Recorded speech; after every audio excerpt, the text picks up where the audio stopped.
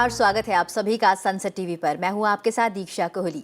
अगले आधे घंटे में होगी देश दुनिया की हर जरूरी खबर, राज्यों की सुर्खियों और मौसम के हाल पर भी डालेंगे नजर। विस्तार से नजर डालते हैं, लेकिन पहले शुरुआत करते हैं हेडलाइंस के साथ। देश के सामने बड़ी चुनौतियों में से एक न्याय में देरी। केवड़िया में कानून मंत्रियों के सम्मेलन में प्रधानमंत्री का संबोधन। तेजी से मुकदमों को निपटाने के लिए लोक अदालतों की भूमिका की सराहना। जम्मू कश्मीर में आतंकियों ने फिर की टारगेट किलिंग। शोपिया में कश्मीरी पंडित की गोली मारकर हत्या। उपराज्यपाल मनोज सिन्हा ने कहा, दोषियों को मिलेगी सख्त सजा। समुद्री गतिविधियां, समुद्री सुरक्षा और देशों के बीच अधिक सहयोग बढ़ाने पर रक्षा मंत्री का जोर। एशियाई तटरक्षक एजेंसी की 18वीं बैठक को किया संबोधित। अंतर्राष्ट्रीय नियमों को लागू करने को लेकर जताई प्रतिबद्धता। दुनिया के सबसे खतरनाक देशों में एक पाकिस्तान। अमेरिकी राष्ट्रपति जो बाइडेन का बड़ा बयान, कहा बिना किसी उद्देश्य के परमाणु हथियार रखता है इस्लामाबाद। और भारतीय महिला क्रिकेट टीम ने फिर रचा इतिहास, 7वीं बार बनी एशियाई चैंपियन। फाइनल में श्रीलंका को 8 विकेट से दी मात। प्रधानमंत्री ने दी बधाई।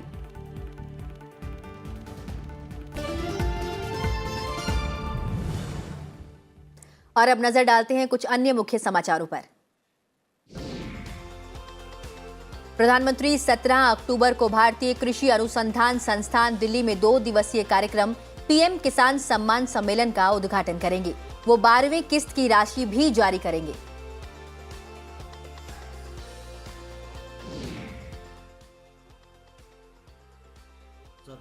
और 18 अक्टूबर को कृषि मंत्रालय 2 दिवसीय कार्यक्रम आयोजित कर रहा है। 17 अक्टूबर को प्रधानमंत्री जी किसान सम्मान निधि योजना के अंतर्गत 16,000 करोड़ रुपए की राशि किसानों के खातों में अंतरित करेंगे।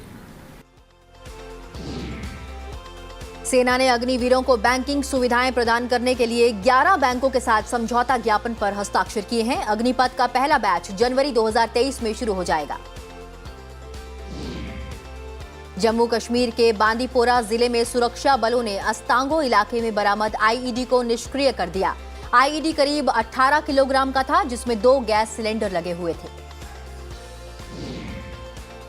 सुप्रीम कोर्ट ने माओवादी संबंध मामले में दिल्ली विश्वविद्यालय के पूर्व प्रोफेसर जीएन साई बाबा और अन्य को बरी करने के बंबई उच्च न्यायालय के आदेश को शनिवार को निलंबित कर दिया। विदेश मंत्री एस जयशंकर ने मिस्र में विदेश नीति क्षेत्र के प्रतिष्ठित लोगों से मुलाकात की। उनकी इस 2 दिवसीय यात्रा का उद्देश्य अहम अफ्रीकी देश के साथ भारत की साझेदारी में नई पहलों को तलाशना है। इसरो का सबसे भारी रॉकेट LVM-3 23 अक्टूबर को आंध्र प्रदेश के श्रीहरिकोटा से ब्रिटिश स्टार्टअप वनवेब के 36 उपग्रहों का प्रक्षेपण करेगा। उत्तरी तुर्की में एक कोयला खदान में विस्फोट में मरने वाले लोगों की संख्या बढ़कर 40 हो गई है। खदान में आग लगे होने के बीच उसमें फंसे लोगों को बचाने के प्रयास निरंतर किए जा रहे हैं। हैरी पॉटर श्रृंखला की फिल्मों में हैग्रिड का यादगार किरदार निभाने वाले हास्य एवं चरित्र अभिनेता रॉबी कॉल्ट्रेन का निधन हो गया है।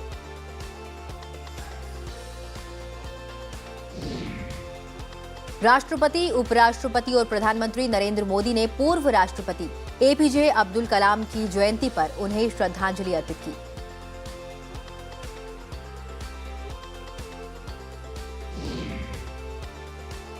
और अब खबरें विस्तार से। लोगों को त्वरित न्याय दिलाने के लिए राज्यों में स्थानीय स्तर पर वैकल्पिक विवाद समाधान तंत्र को बढ़ावा देने की जरूरत है।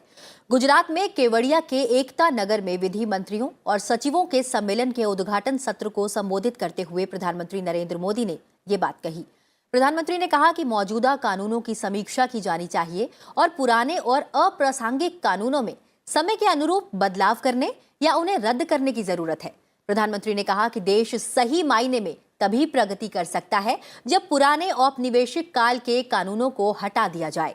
उन्होंने कहा कि लोगों के जीवन स्तर में सुधार लाने के लिए केंद्र सरकार ने पिछले 8 वर्षों में 32,000 प्रावधानों को हटाया है। बीते 8 वर्षों में भारत के नागरिकों से सरकार का दबाव हटाने पर हमारा विशेष जोर रहा है। आप भी जानते हैं कि देश ने 1,500 से ज्यादा पुराने और अप्रासंगिक कानूनों को रद्द कर दिया है। इनमें से अनेक कानून तो गुलामी के समय से चले आ रहे हैं। इनोवेशन और ईज ऑफ लिविंग के रास्ते से कानूनी अड़चनों को हटाने के लिए 32,000 से ज्यादा कंप्लायंसेस भी कम किए गए हैं। प्रधानमंत्री ने न्याय में देरी होने के मामले के समाधान के तौर पर वैकल्पिक विवाद समाधान को बहुत सारे प्रयासों में से एक बताया और राज्यों से इसे बढ़ावा देने की अपील भी की। समर्थ राष्ट्र और समृद्ध समाज के लिए संवेदनशील न्याय व्यवस्था एक अनिवार्य शर्त होती है। इसलिए मैंने हाई कोर्ट के मुख्य न्यायाधीशों की संयुक्त बैठक में अंडर ट्रायल्स का विषय उठाया था। मेरा आप सबसे आग्रह है कि केसों के स्पीडी ट्रायल के लिए राज्य सरकार द्वारा जो कुछ किया जा सकता है वो जरूर करें। विचाराधीन कैदियों को लेकर भी राज्य सरकारें पूरे मानवीय दृष्टिकोण के साथ काम करें ताकि हमारी न्याय व्यवस्था एक मानवीय आदर्श के साथ आगे बढ़े। प्रधानमंत्री नरेंद्र मोदी ने वैज्ञानिक और औद्योगिक अनुसंधान परिषद यानी CSIR सोसाइटी की बैठक की अध्यक्षता की। बैठक CSIR की गतिविधियों की समीक्षा करने और इसके भविष्य के कार्यक्रमों पर विचार विमर्श करने के लिए आयोजित की गई थी। प्रधानमंत्री वैज्ञानिक और औद्योगिक अनुसंधान परिषद के अध्यक्ष हैं। बैठक में केंद्रीय मंत्री पीयूष गोयल और डॉक्टर जितेंद्र सिंह भी उपस्थित रहे। इसके अलावा बैठक में प्रख्यात वैज्ञानिक, उद्योगपति और विज्ञान संबंधी मंत्रालयों के वरिष्ठ अधिकारी भी शामिल हुए।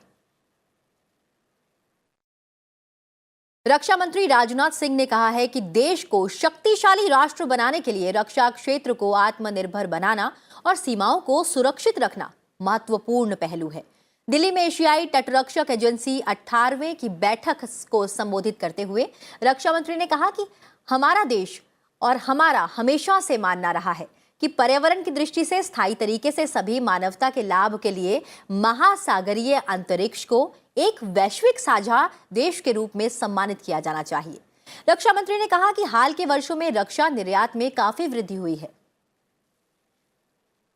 That the government of India is committed to implement the international regulations, enact legislation for maritime safety and security, establish cooperative mechanism with nations and engage in capacity building of maritime law enforcement agencies. India is also encouraged by the effectiveness of agreements like Regional Cooperation Agreement for combating piracy and armed robbery against ships in Asia. We consider mutual cooperation alone as the most effective way for ensuring safety and security. गृह मंत्री अमित शाह ने हिमाचल प्रदेश के सिरमौर जिले में राज्य विधानसभा चुनावों के लिए बीजेपी का चुनावी गीत जारी किया है। सिरमौर जिले के गिरी क्षेत्र के हाटी समुदाय को जनजाति का स्तर देने के बाद अमित शाह जिले के सातौन क्षेत्र में हाटी सम्मान जनसभा में शामिल हुए। इस अवसर पर उन्होंने कहा कि भारतीय जनता पार्टी की सरकार द्वारा एक झटके में हाटी समुदाय को जनजाति का स्तर देने से समुदाय का 55 वर्ष का संघर्ष समाप्त हो गया है। हाटी समुदाय को ट्राइबल का स्टेटस दे दिया, वो लगे दलित लोगों को उकसाने के लिए, हमारे अनुसूचित भाइयों बहनों को कि आपका चला जाएगा। कोई डरने की जरूरत नहीं है। मैंने मेरी पेन से लिखकर सभी दलित समाज के लोगों को सुरक्षित किया। जम्मू कश्मीर में टारगेट किलिंग की एक और घटना सामने आई है। राज्य के शोपिया जिले में आतंकवादियों ने एक कश्मीरी पंडित की गोली मारकर हत्या कर दी। पूरन कृष्ण पर दक्षिण कश्मीर जिले के चौधरी गुंड इलाके में उनके आवास के निकट हमला किया गया। जख्मी कृष्ण को शोपिया अस्पताल ले जाने के बाद चिकित्सकों ने उन्हें मृत घोषित कर दिया। इस बीच जम्मू कश्मीर उपराज्यपाल मनोज सिन्हा ने शोपिया में एक कश्मीरी पंडित की आतंकवादी हत्या की निंदा की है। सुरक्षा बलों ने पूरे इलाके की घेराबंदी कर दी है और आतंकवादियों को पकड़ने के लिए तलाशी अभियान चलाया जा रहा है। कश्मीरी पंडित को पूरन जी को मारा गया है और उनकी मृत्यु हो गई है। हम लोग देख रहे हैं कि इसका रीजन क्या है। इन्वेस्टिगेशन में जो भी चश्मदीदों की ओर से आया है कि टारगेट करने वाला एक ही था जो इस पे सामने था। आगे पीछे अगर कहीं कोई छुपा हो वो तो अभी किसी ने स्पॉट किया नहीं है। तो चीजें अभी चल रही हैं और चीजें अभी क्लियर हो जाएंगी। उपराष्ट्रपति जगदीप धनखड़ आज जयपुर में भगवान महावीर कैंसर अस्पताल और रिसर्च सेंटर के सिल्वर जुबली समारोह में शामिल हुए। इस मौके पर अपने संबोधन में उन्होंने कोविड महामारी के दौरान स्वास्थ्य कर्मियों के कामों की सराहना की। कार्यक्रम को संबोधित करते हुए उपराष्ट्रपति ने कहा कि प्रधानमंत्री की पहल पर आयुष्मान भारत योजना के माध्यम से गरीबों और जरूरतमंदों को गुणवत्तापूर्ण और सस्ती दवा सुनिश्चित करने के लिए व्यापक कदम उठाए जा रहे हैं।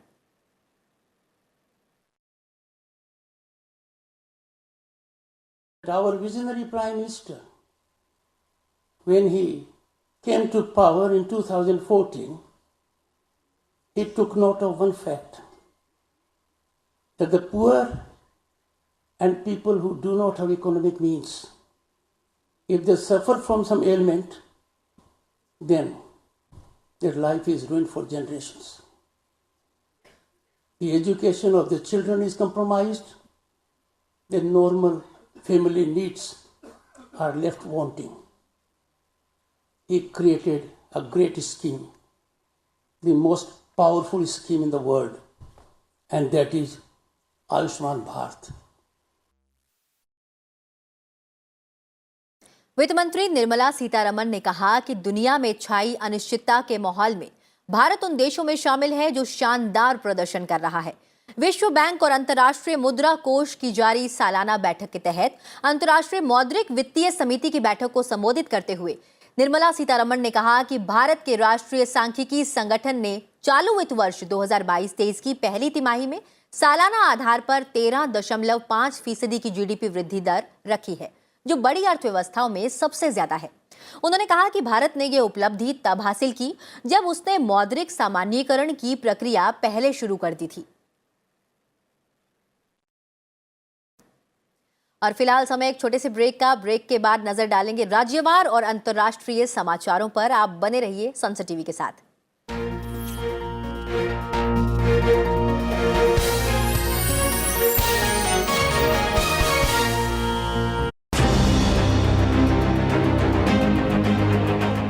I will say, as a personality, yes, he's a no-nonsense man, understands the larger picture extremely well, and is not afraid of speaking his mind. We have somebody who is now the CDS, who the considered opinion in informed military circles is, with his vast experience in different fields and different walks of life, his understanding as the military advisor to the NSA, his understanding of larger than just the military or the MOD things.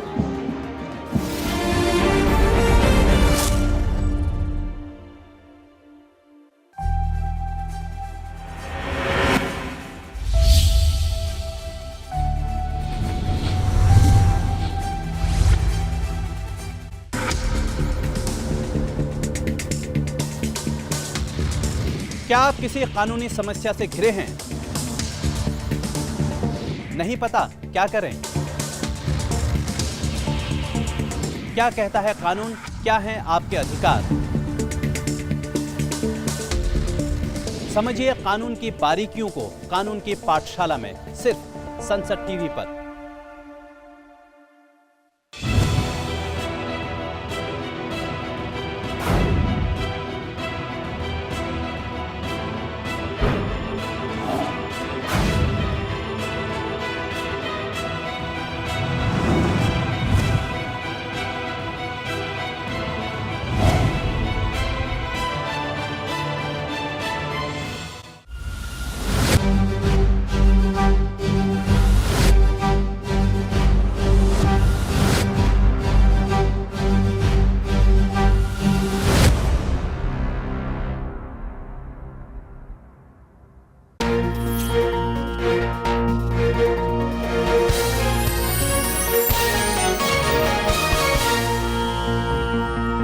Break के बाद आप सभी का स्वागत है। आप देख रहे हैं आज की खबर। बढ़ते हैं आगे और बात करते हैं राज्यों से जुड़ी हुई खबरों की।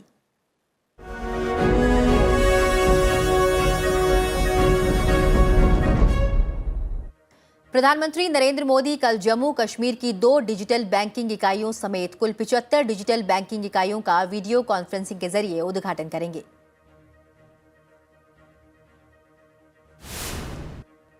भारत जोड़ो यात्रा के 38वें दिन कांग्रेस सांसद राहुल गांधी के साथ पदयात्रा में पार्टी अध्यक्ष पद के उम्मीदवार मल्लिकार्जुन खड़गे और छत्तीसगढ़ के मुख्यमंत्री भूपेश बघेल शामिल हुए।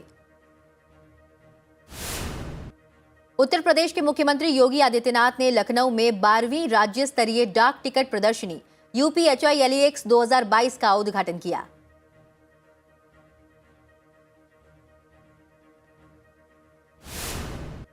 ओडिशा के मुख्यमंत्री नवीन पटनायक ने ओडिशा सरकार के 57,000 अनुबंध कर्मचारियों की सेवाओं को नियमित करने की घोषणा की है। साथ ही राज्यों की नौकरियों के लिए संविदात्मक भर्ती को समाप्त करने का फैसला लिया है।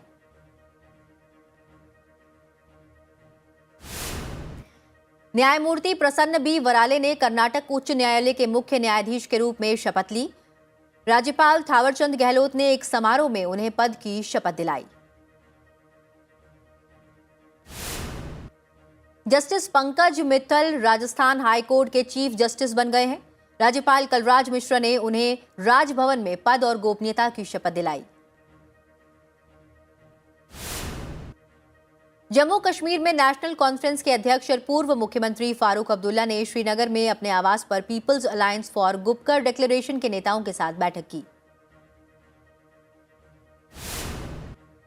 अमूल ने गुजरात को छोड़कर सभी राज्यों में फुल क्रीम दूध और भैंस के दूध की कीमतों में 2 रुपए प्रति लीटर की बढ़ोतरी की है। उत्तर प्रदेश अधीनस्थ सेवा चयन आयोग की ओर से प्रारंभिक पात्रता परीक्षा का आयोजन किया गया। इसमें करीब 37 लाख परीक्षार्थी शामिल हुए।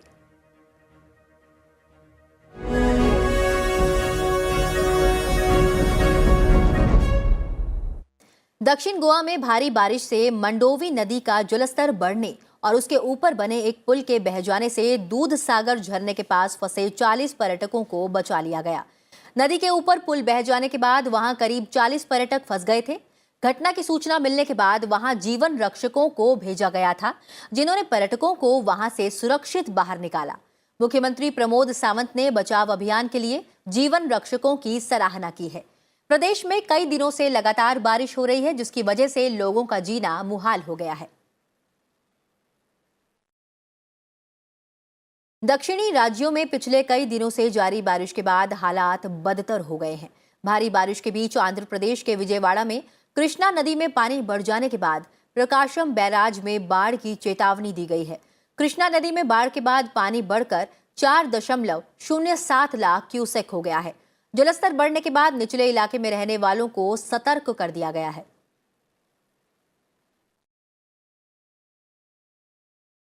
और अब खबरें अंतर्राष्ट्रीय जगत से।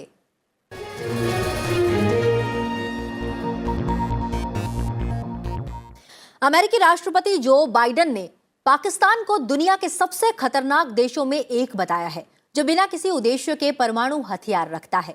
बता दें कि राष्ट्रपति जो बाइडेन ने कैलिफोर्निया के लॉस एंजलिस में डेमोक्रेटिक कांग्रेस अभियान समिति के स्वागत समारोह में ये टिप्पणी की। राष्ट्रपति बाइडेन ने पाकिस्तान पर यह टिप्पणी उस समय की जब वे चीन और रूस के संबंध में अमेरिकी विदेश नीति के बारे में बात कर रहे थे। जो बाइडेन की ये टिप्पणी अमेरिका के साथ साथ संबंध सुधारने के शहबाज शरीफ सरकार के प्रयास के लिए एक झटका माना जा रहा है। ये टिप्पणियां अमेरिकी राष्ट्रीय सुरक्षा रणनीति के जारी होने के 2 दिन बाद आई हैं, जिसमें पाकिस्तान का कोई जिक्र नहीं था। व्हाइट हाउस ने कहा कि राष्ट्रपति जो बाइडेन का प्रशासन यूक्रेन को 72.5 करोड़ डॉलर के अतिरिक्त हथियार और अन्य सैन्य सहायता प्रदान करेगा। यह घोषणा शुक्रवार को उत्तर अटलांटिक संधि संगठन की बैठकों के बाद की गई। नाटो की बैठकों में यूरोप और दुनिया भर के रक्षा नेताओं ने कीव और अन्य क्षेत्रों में रूस की बमबारी बढ़ने के बीच यूक्रेन को हथियार और हवाई रक्षा प्रणालियां मुहैया कराने का संकल्प लिया है। अमेरिका के सैन्य पैकेज में कोई प्रमुख नया हथियार शामिल नहीं है। इसके बजाय अमेरिकी मदद का मकसद उन हथियार प्रणालियों के लिए हजारों गोला बारूद का पुनः भंडारण करने में सहायता देना है, जिनका यूक्रेन ने रूस के खिलाफ सफलतापूर्वक इस्तेमाल किया है। नए पैकेज में high mobility artillery rocket system के लिए गोले बारूद देना शामिल है। यह एक अहम हथियार है जिसने डिपो, पुलों और अन्य अहम ठिकानों पर हमला करके यूक्रेन की क्षमता में सुधार किया है। इस सप्ताह कई यूरोपीय देशों ने यूक्रेन को सैन्य सहायता देने की घोषणा की है। ये घोषणाएं यूरोपीय देशों के इस भय को दर्शाती है कि रूस का अगला निशाना वे हो सकते हैं। भारतीय महिला टीम ने 7वीं बार महिला कप पर कब्जा कर लिया है। श्रीलंका को 8 विकेट से हराकर भारतीय महिला टीम एक बार फिर एशिया कप चैंपियन बनी है। एशिया कप महिला T20 टूर्नामेंट के फाइनल में श्रीलंका की पारी को 9 विकेट पर 65 रन पर रोकने के बाद भारत ने 8.3 ओवर में 2 विकेट के नुकसान पर 71 रन बनाकर मैच जीत लिया। सलामी बल्लेबाज स्मृति मंधाना 25 गेंद में 51 रन बनाकर नाबाद रही।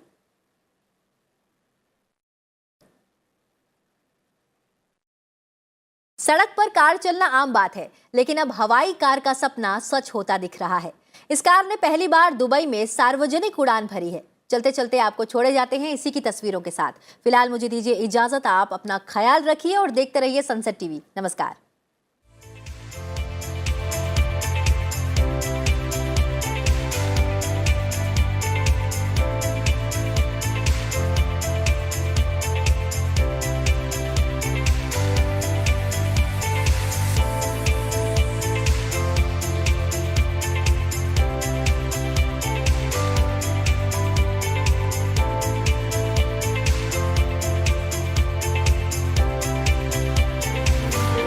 Thank you.